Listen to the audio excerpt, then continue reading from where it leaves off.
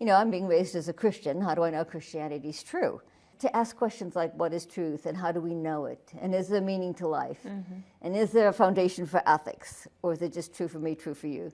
We tend to treat these all as individual issues. We try to master some kind of effective response. This is really the key to unlock our culture and the problems that we are facing, because once you understand that, there really is no surprise anymore. At the heart of the debate is the idea that your mind can be at war with your body.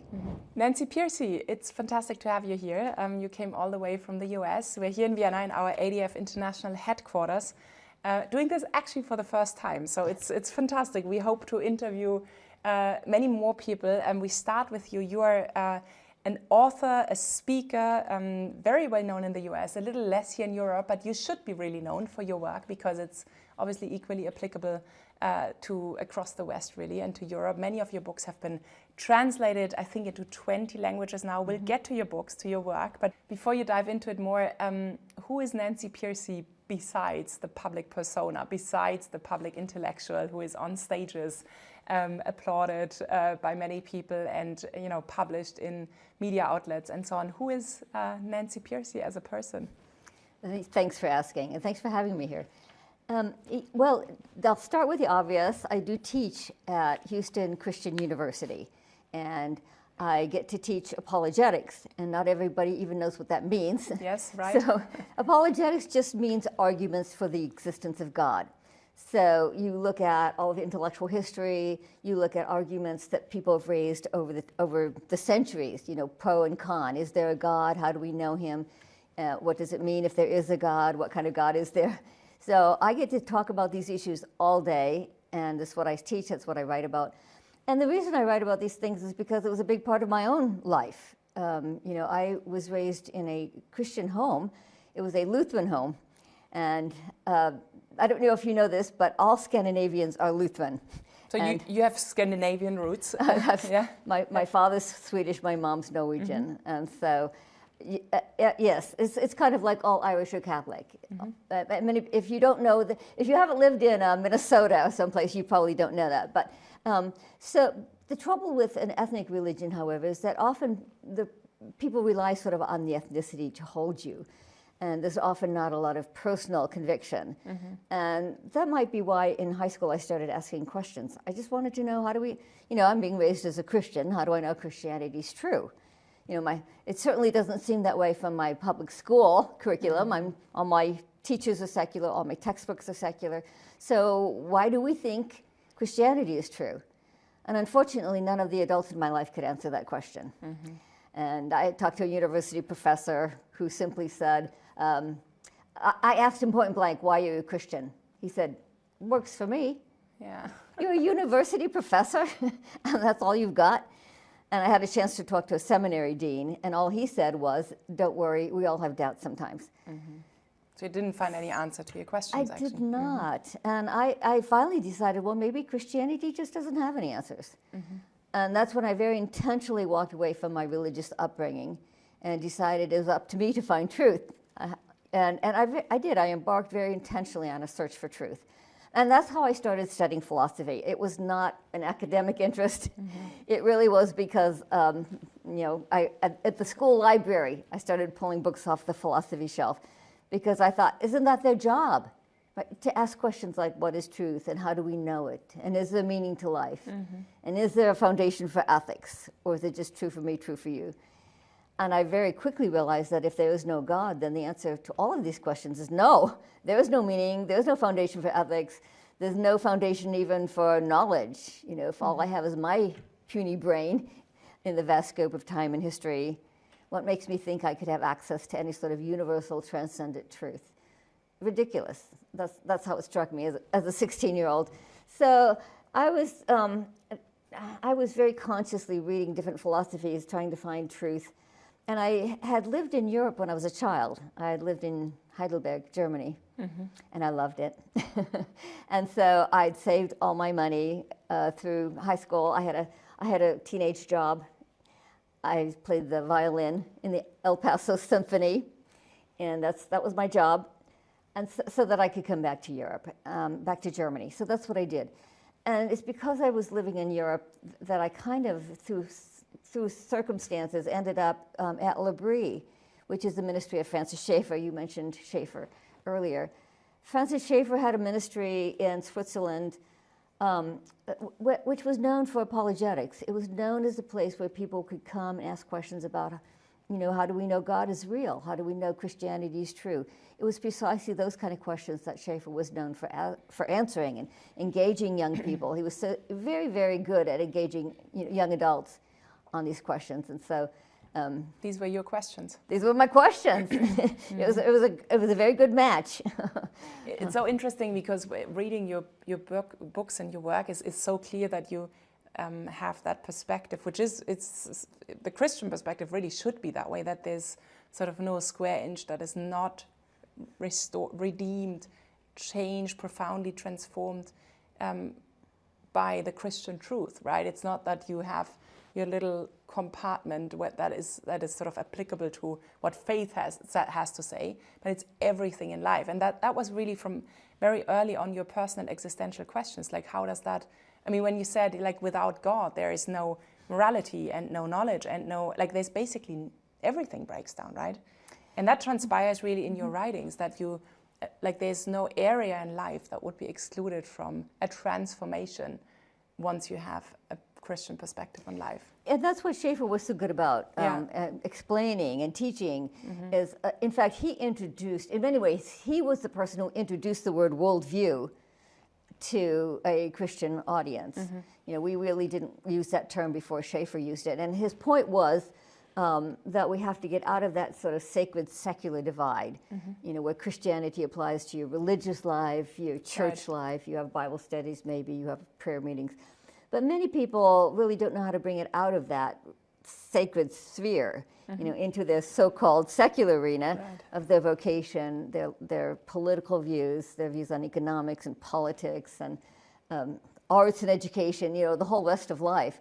So many Christians do have sort of the sacred secular split. And the purpose of worldview, some people ask me what is a worldview because they think that sounds kind of intellectual. It's not. It just means Christianity applies to everything. Right. It was an attempt, when Schaeffer introduced the word, it was because he was trying to help Christians understand that Christianity is not meant to be restricted to one part of life. It is meant to inform everything we do as Christians. It changes everything. If you're in touch with the God of the universe, it should change everything. Yeah. And so that was one of the major themes of all of Schaeffer's messages, was that Christianity is a total worldview. And so that's definitely one of the main things I got from studying under Schaeffer at L'Abri, and permeates all my writing and my teaching now. So you then became a Christian as a young adult. You not only intellectually understood that it's the right thing, but you really, you gave your life for this, right? You really, you're all in with your life as a young adult there suddenly. Yeah, it did take two stages. I was at L'Abri twice because the first time I did leave, I was worried that I was going to be drawn in emotionally, and I didn't want that, and so I just left. But because of that visit to L'Abri, I had learned that there was such a thing as apologetics. I was just blown away. I had no idea Christianity could be supported by good reasons and arguments, and that it could hold its own against the secular isms that I had absorbed by that time. So I was blown away. I was just so surprised. And so for that reason, I almost was afraid I might be drawn in because it was so attractive. And of course, Schaeffer was also known, as you probably know, he was known for supporting the arts as well. And in fact, his form of apologetics was actually called cultural apologetics. That term was coined to describe what he did, because many apologetics arguments are sort of abstract, logical arguments that don't have a whole lot to do with everyday life. And he said, no, as Christians, we need to understand how ideas percolate through the culture, through art and literature and movies, even advertisements. There's a worldview being communicated through all these art forms. And so his form of apologetics was teaching Christians to recognize worldviews when they come to us, not in words, where they're actually easier to recognize, but when they come to us in these cultural forms, through the plot of a novel, through the characterization, through the composition of a painting. And so again, this was very, very appealing to me as a musician, right? That he was a Christian who actually cared about the arts as well. So that's why I left. I left L'Abri, but through my own reading then, through just reading apologetics, discovering C.S. Lewis and Chesterton, Os Guinness was at L'Abri at that time. Just on my own reading, I decided I was intellectually convinced it was true. And you're right, it's not just an intellectual thing. No, it's not. Then you have to say, okay, I'm giving my whole life to this. Yeah. You know? So, and then I went back to L'Abri and got grounded in Christian worldview. And so that's been my whole life ever since. It really shaped everything I've written and done since then. Yeah, that's also really clear from the books you published. Before we get to your books, and then specifically we dive into one of your books and this whole area of anthropology, humanism, sexuality, and so on, I asked ChatGPT about the impact of Nancy Pearcey, and here's what it told me. Nancy Pearcey has had a significant impact on contemporary culture through her writings, teachings, and public speaking engagements. Some key aspects of her impact include, and I found that interesting because I think it summarizes well your impact, shaping Christian worldview thinking, influential ethical and moral debates, providing apologetic resources, and an educational influence, really to a large extent, I mean, not just in sort of narrow academic circles, but in schools, colleges, and just sort of wider, the wider cultural realities of our time. So that's what ChatGPT told me about you. Is that accurate? Oh, that's so funny. We live in a new age, right? Yes, we do. You go and look up ChatGPT to find out the latest thing. That's very interesting. But I do like the emphasis that you made on how it isn't just academic. Yeah. Because all of my books, no matter what topic I write on, I do lead a lot of reading groups so that I am testing the ideas on real people and, of course, rubbing off the rough edges, but also finding out how they respond. What do you respond to these ideas? What questions do you have? And so it's, the world is my classroom. Right. And it's such an acceleration also in culture. Like, I feel like even 5 years ago, people reacted very differently to certain things.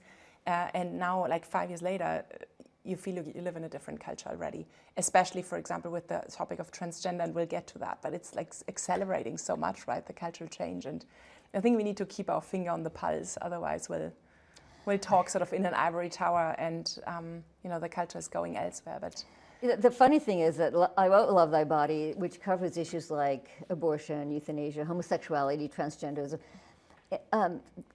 2018, and people are reading it today and saying, how did you know these issues were coming? Right. I wrote on them when they were really just starting. Yeah. I have several people tell me this book is more relevant today than it was when you wrote it. Yeah. So that's a good sign that as Christians, we can stay ahead of the culture and see what's coming. Yeah. Your sort of most well-known books, one that you wrote, I think over 20 years ago, was Total Truth, Liberating Christianity from its Cultural Captivity. I just read out some of your book titles so our viewers get a sense of the richness of your work. After Total Truth, I don't know if that was in chronological order, but you also wrote a book, Finding Truth, The 5 Principles of Unmasking Atheism, Secularism, and Other God Substitutes, which I think is a very significant thing to put it in the title. God substitutes, right? It's all these isms are ultimately God substitutes. Another book is entitled The Soul of Science, Christian Faith and Natural Philosophy.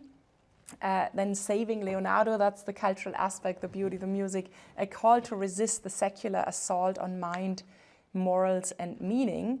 Your latest book that just came out not long ago is called The Toxic War on Masculinity. Obviously, it's sort of a word play with toxic masculinity, but you coined it The Toxic War on Masculinity, how Christianity reconciles the sexes.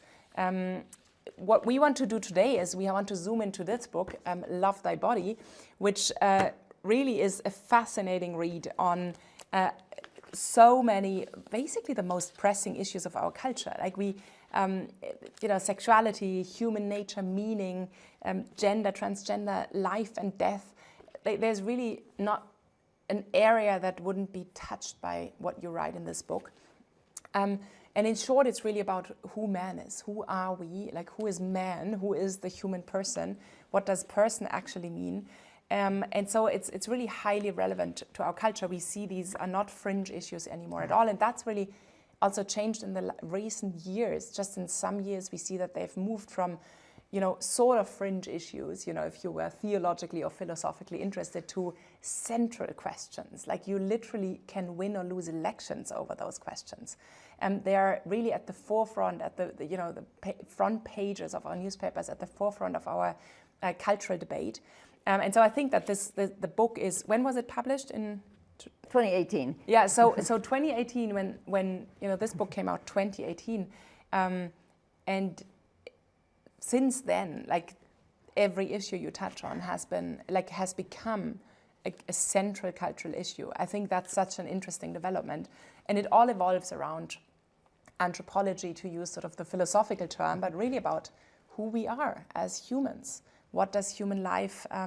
What's the meaning of it? What is it all about? And so you analyze really this great anthropological shift from a Christian worldview to sort of a post-Christian worldview, let's call it that way for the moment, that is occurring before our very eyes. And the book really analyzes it interestingly and really in depth. And more precisely, I think it really zooms in on the root cause of this anthropological shift of our contemporary culture. And interestingly, and to the surprise of including many Christians, you identify the root cause actually as the question about the human body. It's like the body, the physical reality, that is the most maybe controversial thing today. And we'll dive into this, why this is. So let's start with like the big picture. If you had to put the problem of our current culture into a nutshell, how would you describe it? The view of the human person rests on your view of truth. So truth comes first.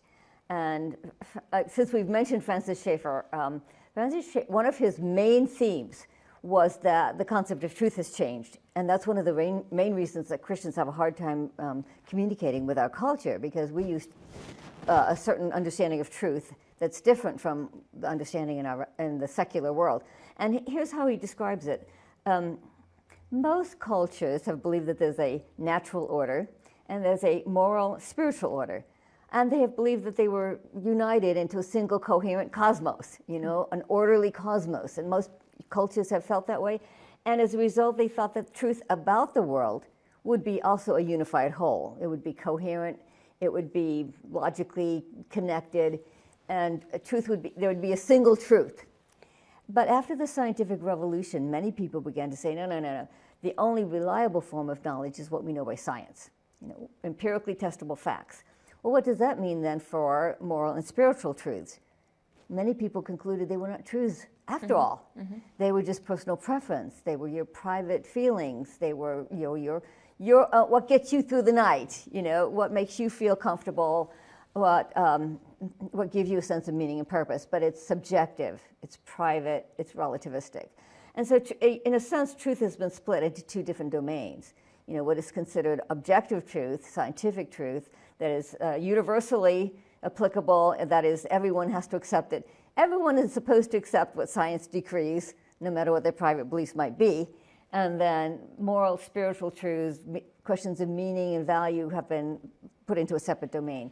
In the academic world, this is called the fact-value split. And that's how most people know it. There's the realm of facts, and then there's the realm of values, which are separate. And those are personal, private, subjective, relativistic.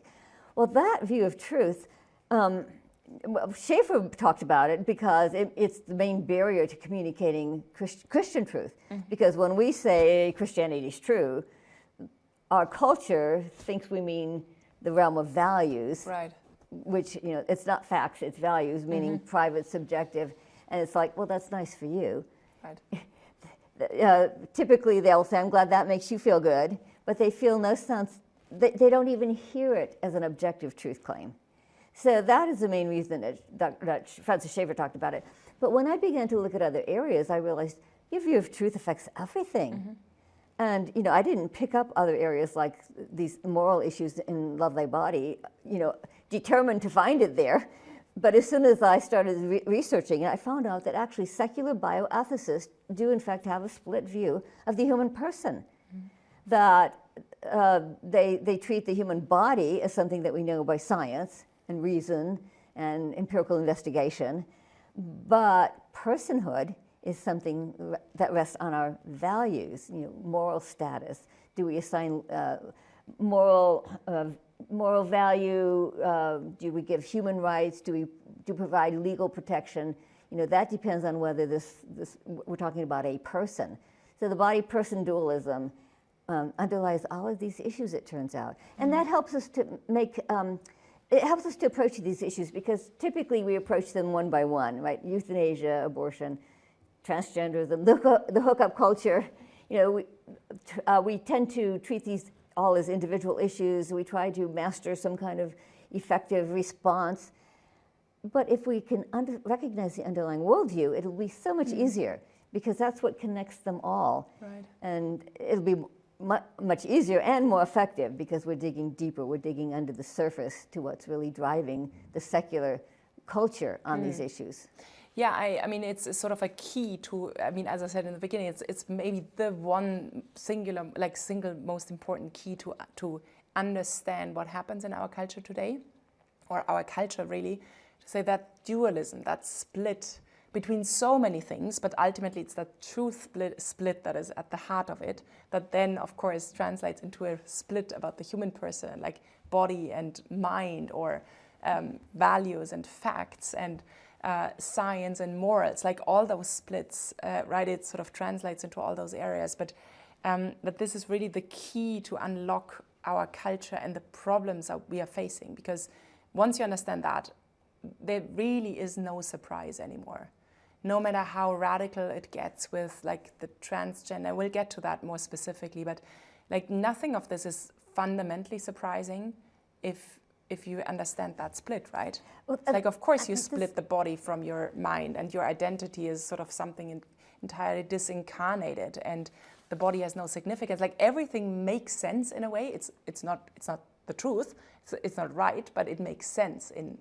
Well, that's why Francis Schaeffer used to say Christians need to understand the worldview, because that way you aren't surprised when secular people come to their conclusions, because if you know the logic, people are made in God's image, and they are rational, and they do tend to work out the logic of their presuppositions, whatever basic assumptions they hold about the world. And so, you started sort of getting into transgenderism, and why don't we just go ahead and jump into that, because examples help. Examples bring it to life. And transgenderism is the most obvious example of the body-person dualism, because transgender activists argue explicitly that your gender identity has nothing to do with your body, with your biological sex.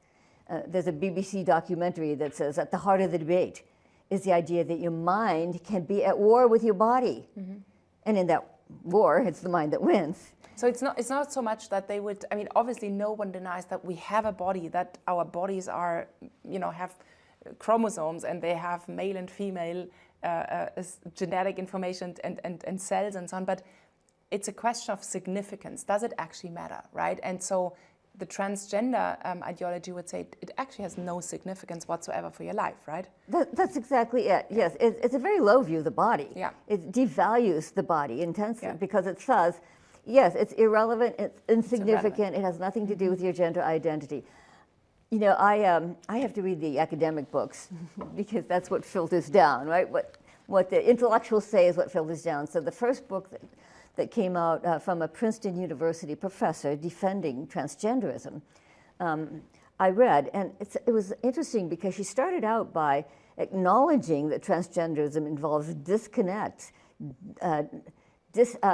self-alienation, because your body and yourself are disconnected from one another. But then she says this, and this is an exact quote. She said, but what the real body tells us, and by the way, real is in quotes, meaning the physical body, what the real body tells us is nothing.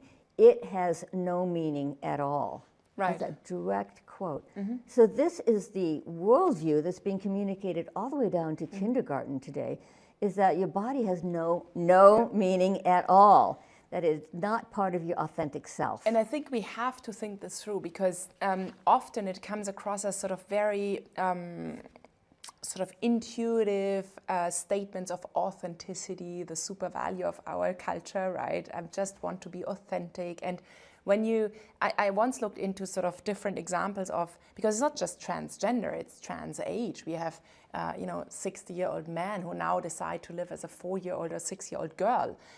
We have trans race, people claiming to be Afro-American, even though they are white, Europeans. Like, we have all those examples. We have even trans species, people claiming to be a reptile and not a human being, and so on. So I was looking through all these examples, and every time the direct quotes of their sort of what they had achieved through that, like basically, changing their bodies, mutilating them with lots of surgery and so on, was, I found my true self, right? I finally am who I really am. And so when you look at this with that lens of that split, right, you kind of identify the same pattern over and over again, which is the true self, my real identity, who I really am, like the ultimate reality has nothing to do with your body, is immaterial, and is only located somewhere in your mind, right? So that actually is, you just see the pattern over and over again. And what this means is that Christians have a marvelous opportunity to show that Christianity gives more value, more dignity, more significance to your body than the current secular worldview does. Because, and this is surprising for most people. Right, exactly, because it's seen as sort of the enemy of the body and of sexuality. So contrast, again, in a nutshell, sort of contrast the Christian view of the human person with that split dualistic view. Like, right, the dualistic view that says your body is not part of your authentic self. I give an example in my book of a woman who was a United Methodist minister who decided to identify as male. And she was written up in the magazine Christianity Today. And she said, my body didn't match who I am. Yeah. Well, what was she saying? Who are you? It is not who I am. Exactly. She's essentially saying my body is not part of who I am. Right. And what Christianity says is your body is part of your full identity. That your body is the handiwork of God and has great value and meaning. And the psychophysical unity, it's so odd because as Christians now, we're the ones who are we can use sort of liberal buzzwords like, the secular view is fragmented, the Christian view is holistic. Right? Because we have a holistic view of the human person, that your body shares in the dignity of who you are as a whole person. There's no distinction, there's no separation. Like I said, Christians have had a reputation for having a low view of the body. Like, oh, this world doesn't matter. All that matters is the spiritual realm. All that matters is the next world. But ironically, we actually have a higher view of the body than the current secular view. Think of it this way. In fact, I'll give you a quote. There is a well-known public intellectual named Camille Paglia. And so, a lot of Christians know her because she's a bit of an iconoclastic feminist, because she does not say sex is just a social construction. Right. She says, no. Yeah. Nature made us male and female. In fact, she actually says our sex bodies are designed for reproduction. Intelligent design, oh my God. Odd word for an atheist, right? Yeah. But then you say, well, so she's been well known as a lesbian for many years, and by the way, she's now come out as transgender. Yeah, I didn't know that. Yes, Okay. At least a year ago, she came out as transgender. She hasn't changed her appearance or anything, but she... Well, transgender can be purely social transition today. Exactly. I mean, self-identification. It's totally self-identification. So anyway, the point is, though, that if nature made us male and female, which are her words, then how can you justify being transgender? Here's her words. She says, why not defy nature? After all, fate, not God, has given us this flesh. Right. We have absolute claim to our bodies and may do with them as we see fit. Her exact words. So do you see the logic? The logic is if our bodies are products of mindless, material, purposeless forces, Exactly. then they have no purpose that we are morally obligated to respect. They give no clue to our identity. They give no moral message for how we should live. We may do with them as we see fit.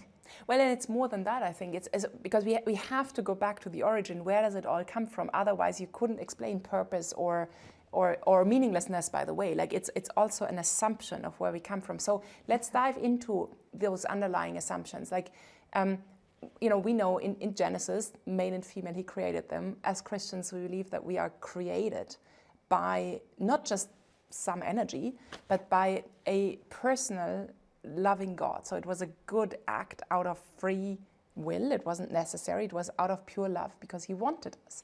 Now, that's a very different starting point to sort of the view that ultimately leads to everything we see in the transgender debate, which is a Gnostic view. So explain a little bit like what Gnosticism is, because I think that it's so key to understand that in order to understand what you just said, which is it's not just like we just do with our body what we want. It's imposing our will on the body, but it even has a moral connotation, right? It's a liberating act.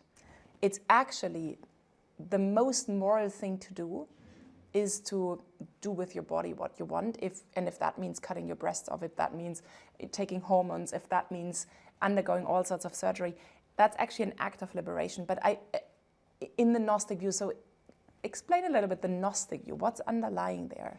Yeah, when people first started using the word Gnosticism, it sounded sort of esoteric because it is technically speaking, it's a 1st, 2nd, 3rd century yes. worldview. But it is a worldview that the early Christians faced. And so exactly. they in a sense, face the same issues we do today. Mm-hmm. Today, for very different reasons, right? Today, it's a materialist random view of human origins. Back then, it was more the sense that Gnosticism taught that there were several levels of deity, and that this world was so evil. This world was the realm of death, decay, and destruction. Mm-hmm. And so therefore, it must have been created by an evil god, and the lowest level deity on the ladder of deities. And so they believed that this world was evil and that the body was a prison. That was the term they used. The body was a prison, and that the goal of salvation was to be liberated from the body, just as you just said, to be freed from the physical world, to reascend to the upper stages of, the upper ether, upper spiritual world. And so in this context, Christianity was revolutionary because it said this world was not created by an evil, low-level God. It was created by the supreme deity, who is a good God, and therefore it is intrinsically good. Yes, there's a fall, but the fall is like a great masterpiece where a child takes a crayon and scribbles on it, right?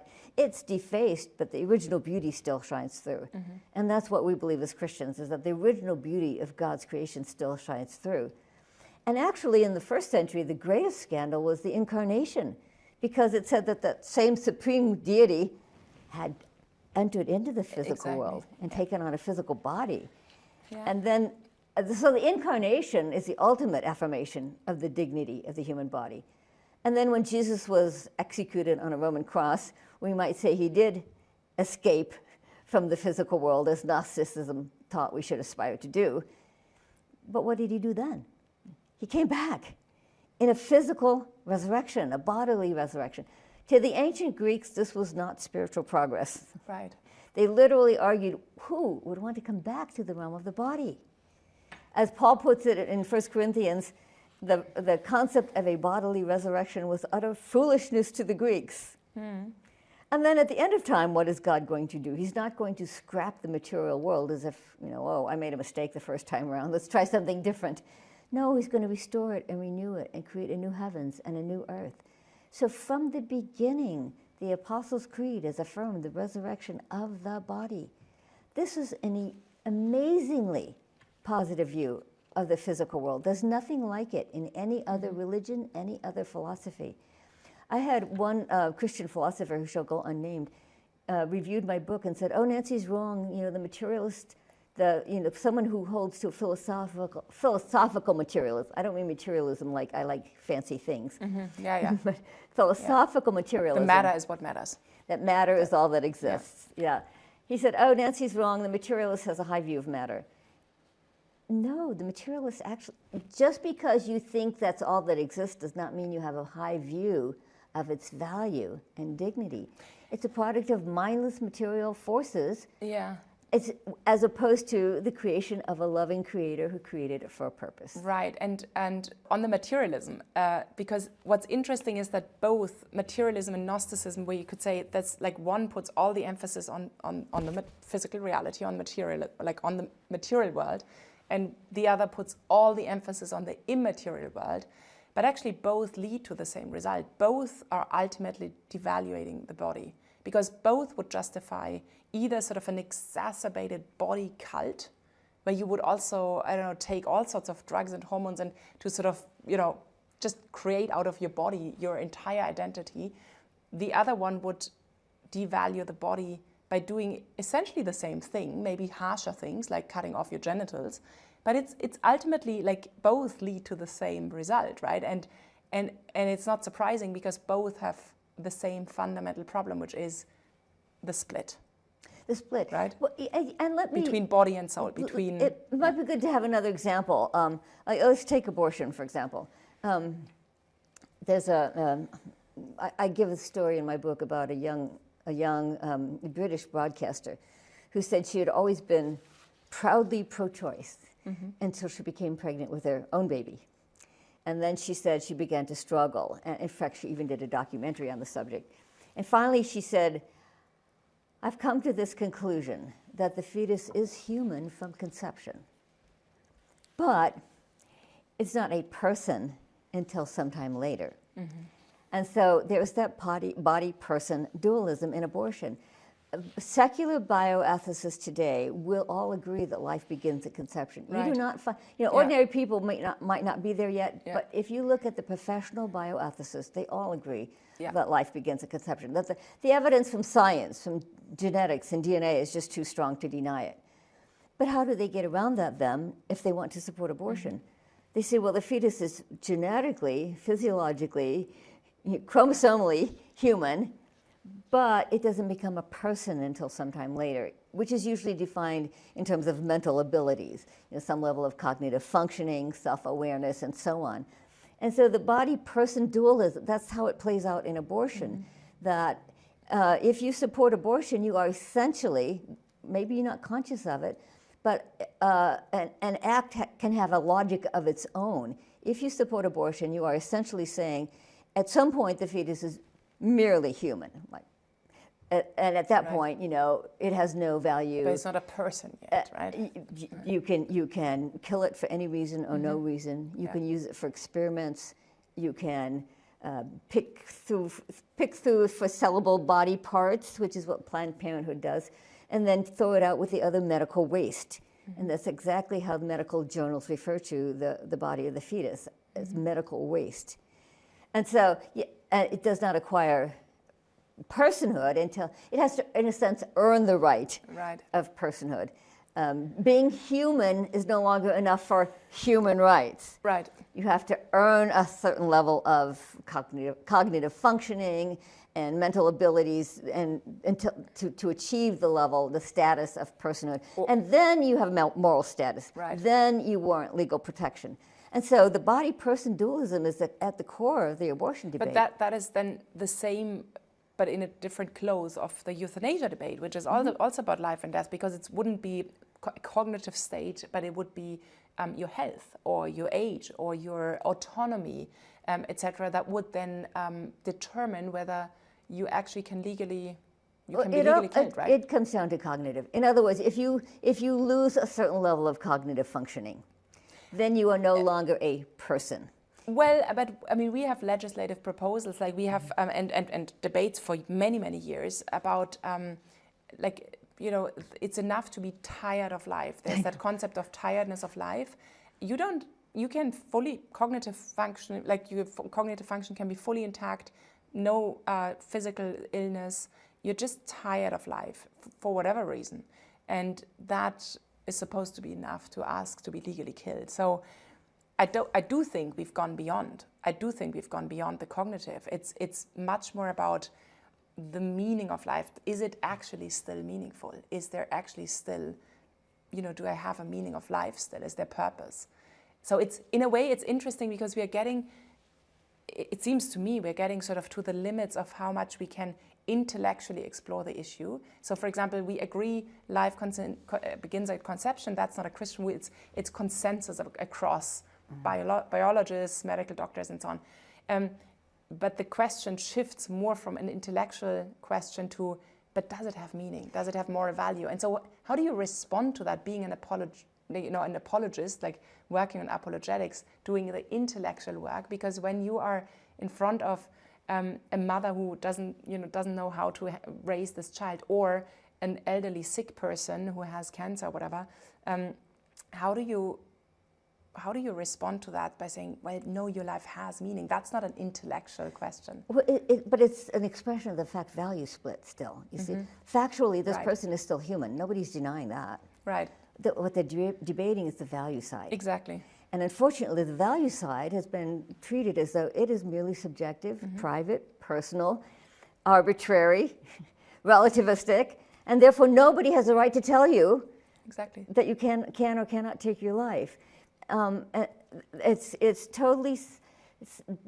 been totally disconnected from the whole fact realm, and yet and this is why it's so hard to discuss. Because it's not a matter of true or false anymore. Once if something's been placed in the value realm, this is the hard thing I find for Christians to get their mind around, because we use the word value differently.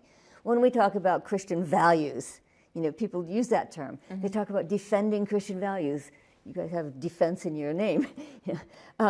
Defending freedom. When we talk about defending Christian values, Christians actually mean objective moral truths. And we have to realize that the secular culture no longer thinks that way. If something's in the value realm, it's not even a matter of true or false anymore. It's just your choice. Right. It's your decision, and it's an example of how I'm going to refer to Schaeffer again, because he used to say, Christians are called to be missionaries, and if you're a missionary, that means you have to learn the language of the people that you're communicating with. Well, they may speak your language, English or here German. They may speak your language, technically speaking, but their worldview has shifted. And so now the bigger question is, how do we communicate to somebody who has a different worldview? And by the way, people who are studying international affairs have said this for a long time. They've always, even secular people, have said that the language is the easiest part. It's the worldview, understanding the worldview of the culture that you're going to. And the prime example is this word value. When Christians use the word value, we're shooting ourselves in the foot. I agree. Because we're communicating, the secular person hears that as, this Subjective. is my personal, private, subjective. So what's the way out then? Because obviously most people would have never thought about the fact-value split, the sort of that division, that dualism, and yet, like, even the most church-going, believing Christians would hear, for the most part, there are exceptions, but the value as something subjective. And so it's basically the answer you got from this university professor when you asked, like, is Christianity true? And he said, well, it works for me. That's exactly the split. It works for me. It's my subjective thing. But what's the way out of it? Because it is not I prove you're right or wrong, with life biologically begins at conception. That's sort of a much easier question in a way. But what's the way out of that dualistic split that most are not even conscious of? Yes, yeah. Well, really, we have to go back to the concept of truth itself. As Christians, we're the ones now fighting for the unity of truth. Ironically, again, it's a shift, because in the past it was Christians who were thought to have, they have the sacred secular split. They have this dualism. And now it's Christians who are saying, wait a minute, we don't buy into the fact-value split, we don't buy into the body-person split. We're the ones who are still fighting for the unity of truth. And what we need to find ways to do is communicate the truth is a single unity. Your body is part of your... The cool thing about it is it gives us a very positive message. What we're saying is honor your body, respect your biological sex. I'll give you an anecdote. My book, Love Thy Body, it's not just moral arguments. It's lots and lots of anecdotes and stories and examples. And one of my favorite ones is a young woman who lived as a lesbian for many years and then became a Christian and now is married to a man, you have to say that, married to a man and has 2 children. And she said, she wrote an article about it, so she said, what changed was I came to trust that God had made me female for a reason. And I wanted to honor my body by living in accord with the Creator's design. And when I use that quote in front of audiences, they all go, oh, because it's so beautiful. We tend to think that the Christian worldview comes across as negative and harsh and judgmental and critical. Don't do it, it's a sin, it's against the Bible, and there's something wrong with you. But that was not negative. That was incredibly positive. I wanted to honor my body by living in accord with the Creator's design. And that's how we communicate the Christian view. We say, your body has great value and dignity. We have to communicate a positive understanding of the body. When somebody is saying, well, that's not part of my authentic self. Yeah. And it's... It really is a human longing to have that unity. It's not just a Christian longing. Judith Butler, who is considered the founder of queer theory, in her book, Gender Trouble, literally says, we all have an aspiration for internal unity and coherence. We all really want our gender, our body, our gender identity, our sexual desire, all to line up, to be in unity, to be in harmony. We want that. Right. And then she says, but, I'm a lesbian, so I don't have that alignment, and therefore, sorry, guys. She basically says, sorry, that unity is not possible because there are people like me who don't have it. To which I say, well, actually, the Christianity offers that unity, that alignment, that coherence, that self-integration. And that's the message that we should be communicating. Let me give you one more example. There's a young man named Sean Doherty who was exclusively attracted to other men his whole growing up years. And his story is interesting because he grew up in a gay-affirming family and attended a gay-affirming church. So he didn't think there was anything wrong with homosexuality. Because critics will often say, oh, if you change, it's out of shame, guilt, and self-loathing. Right. And he wasn't. He didn't think there was anything wrong with it. So why did he change? By the way, today he is married to a woman and has 3 children. And by the way, he's also a Christian ethics professor in London. So why did he change? He said, well, I didn't try to change my feelings directly, because that doesn't really work. He said, but I decided to take my identity not from my feelings, but from my body. Instead of changing my feelings, I decided to accept what I already had, which was a male body, as a good gift from God. And eventually my feelings started to follow suit. That strikes me as the main, the crux of the issue, because the longing for unification, the longing for coherence is, I think, what drives the main driver of the transgender movement, because there's a longing to align your body with your real self, right, with your real identity. So that longing for coherence and alignment is a good longing. I think it's not a bad longing. And it's very, very much the driver of then terrible things you do to your body, right? Like hormones, cross-sex hormones, blocking puberty, mutilation, and so on. Now, what strikes me as the crux of the issue is the longing just this free-floating, disincarnated thing, like you align, but you align out of any context, out of any universal nature, out of any given thing? Or is it, do you have to liberate yourself from whatever is given and not chosen? Or is the longing to come into coherence with what has been given to you, as Christians we would say, by a creator, what you have not chosen, but in this lies an inherent goodness. And I think that's the crux, because it is. Because that goodness, unless that is inherently good, the most reasonable thing is to free yourself from it and to choose something different and to impose your own will, because that's the most humane thing because God has given us will. And so for me, it's like the more I think about the whole issue, the more it's like, but is it inherently good? Yes, yeah. The Right? crux of the debate. The crux of the debate is: do we live in a world that is a product of blind material forces acting at random? In which case it has no purpose or meaning, no higher purpose. Or do we live in a world that was created by a loving God, and which therefore is intrinsically good? Like the story of Sean, I decided to accept my body as a good gift from God. It's intrinsically good. You see, the idea that we need to be liberated from our bodies implies that there's something not good about our bodies. That's why you called it Gnosticism earlier. It's the idea that there's something wrong, there's something unhealthy, or we need to be liberated from this body because somehow it's a negative limitation on our will. And the Christian says, yeah, it's simply amoral, right? It's just raw material that is malleable that I can use, and the more I impose my will on it, the more I'm actually human. That's what the Gnostic view would say, yes. right? So it's a sign of my humanity if I impose my will on it, and if you take it to the extremist, the more I cut my body to parts off, the more I'm actually humane and free. Well, actually, that's what the transhumanists say, by the way. Right, exactly. That's why it's so linked to transhumanism. Well. Yes, transgenderism, and there are many people who are transhumanists themselves often say transgenderism is the stepping stone to transhumanism. And they do say things like, we're liberating ourselves from our biology, we're liberating ourselves from our body.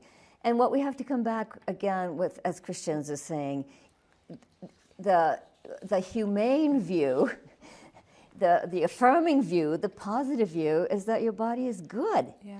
It's not a negative thing that you should impose your will upon. It's something that, here's how one philosopher put it, the modern world sees the body as, like you said, raw material, as opposed to being, the source of goodness. Right. And it's all about goodness ultimately. It's not just about does it make sense, is it rationally defensible, because a Gnostic view is within the system very rationally defensible, right? It's just the assumptions are very, very different from a Christian assumption of how the world started, how everything started that we have actually, material reality, the human being, creation. And it does show that the Christians need to be effective missionaries today.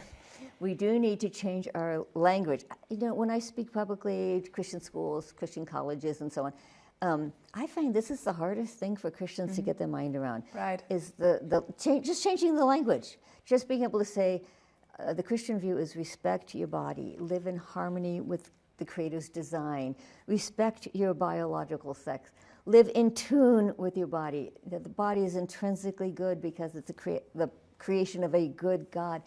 And this is life-giving. This is a life-giving message. The good news, we use the good news to refer to salvation, but the good news is creation, that our bodies are intrinsically good, that this world that God created and has given us is intrinsically good and should be received with gratitude. Right, and that is it's just so fascinating to say that's all in Genesis chapter 1, right? And it's so directly applicable to literally every issue we face today in our culture, because it all comes down to, is it actually good?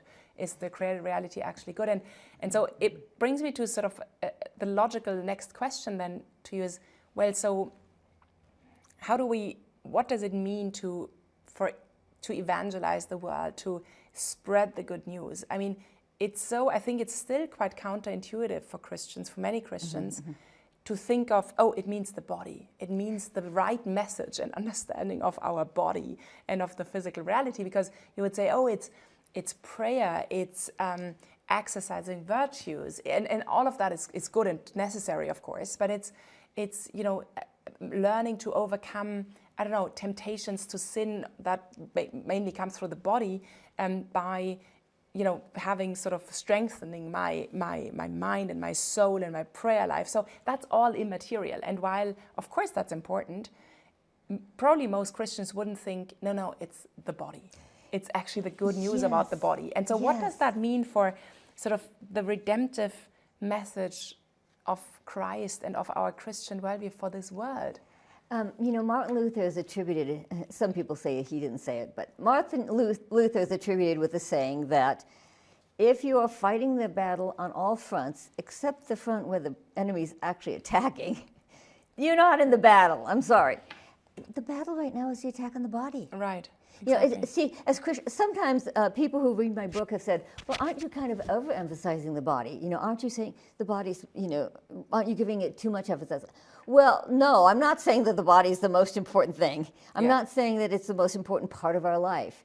But it's the most devalued. It is the one, right? Yes, it's the one that is currently being devalued by the secular world. It's where the point of attack is right now from the secular world.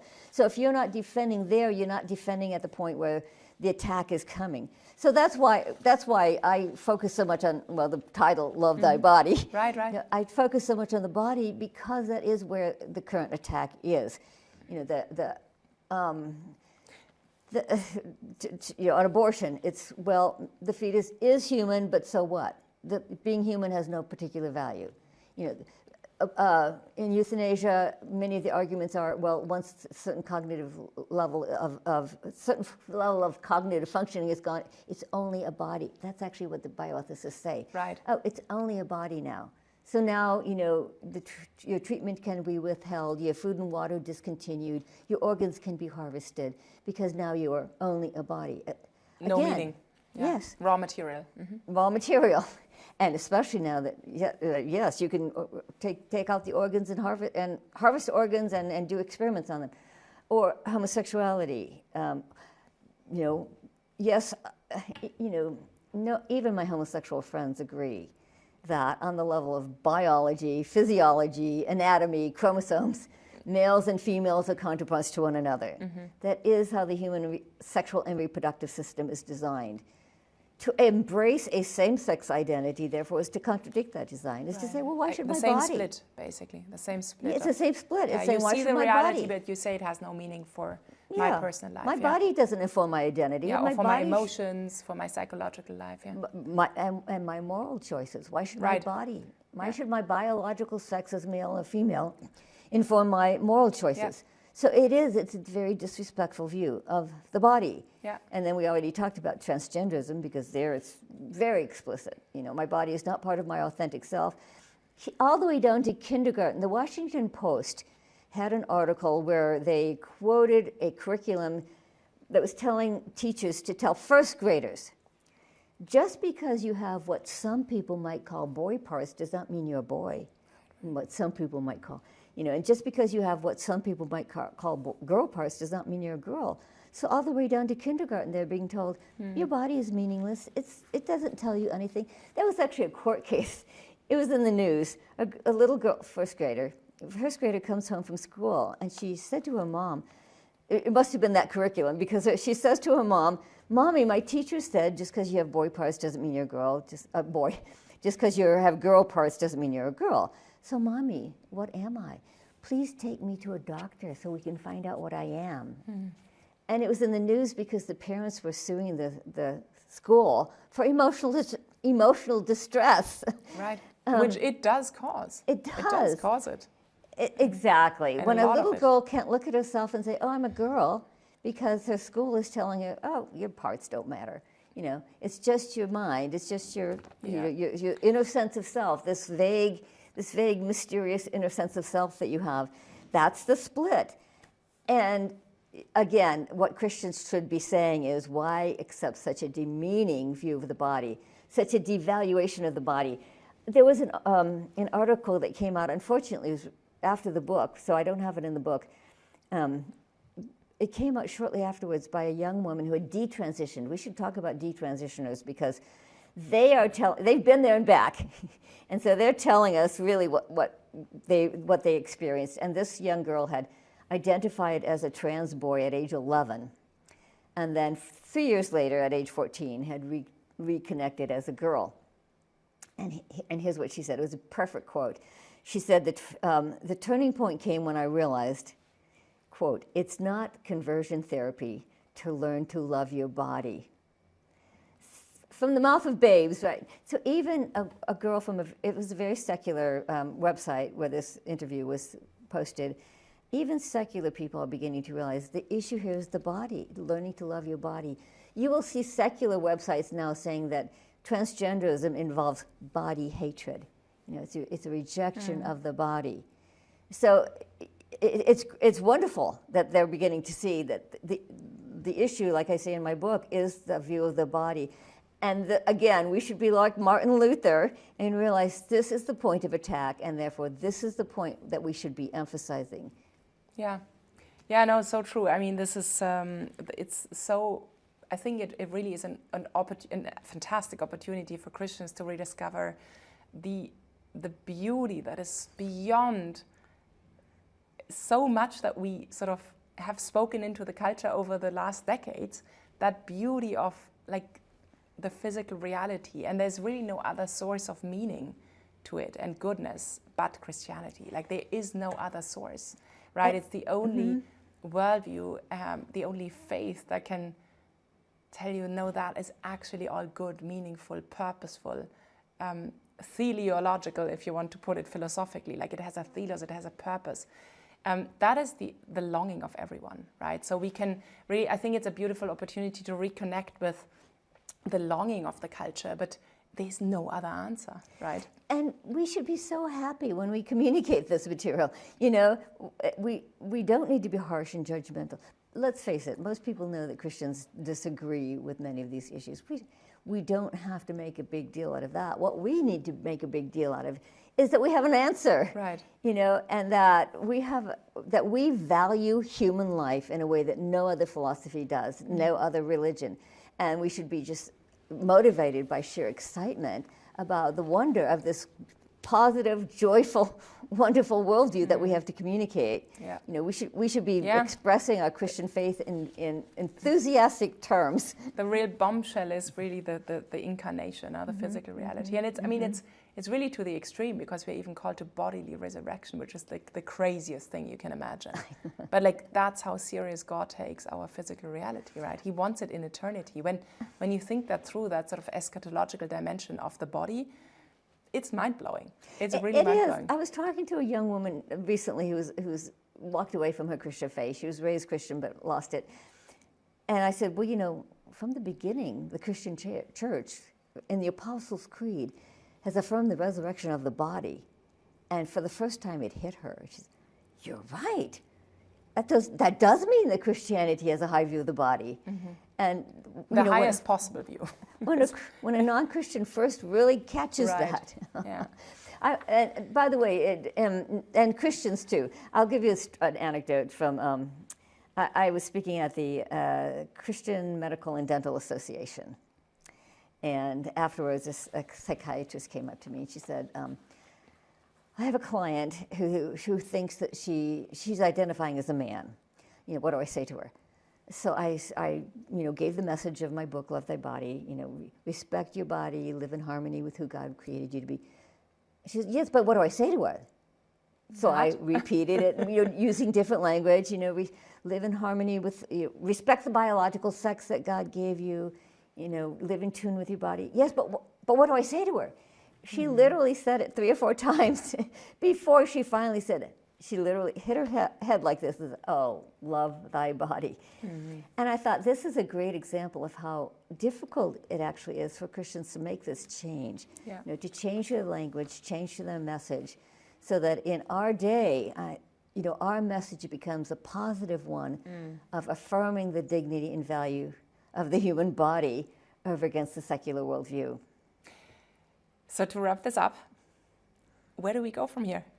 In a nutshell, again, like where do we go from here? What's like, what does that mean for us and for the task that we have before us as Christians in this culture?